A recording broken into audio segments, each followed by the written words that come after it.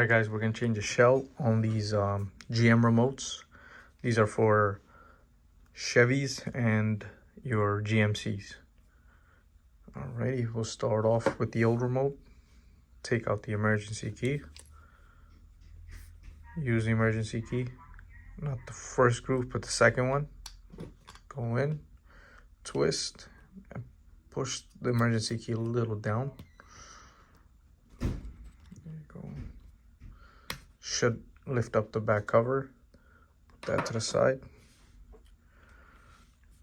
And gently just work this out. There you go. Put this to the side. That's your battery if you want to change it. Take out this board. Put it to the side. We'll go over to the replacement part. So I suggest you take a picture of this. Sometimes these buttons will come out loose. So this way you know which button goes where.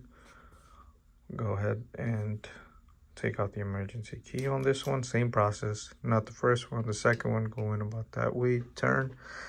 Pull down the emergency key. Back cover should lift up. Okay. Go. Now we have this. We'll take the circuit board, line it up and place it right there. We'll swap out the battery. Just take a flathead if your nail can't do it, or a blade, and pop it right out.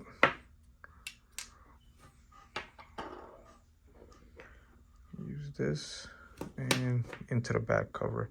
So plus side facing down. Go ahead, turn this around, line it up,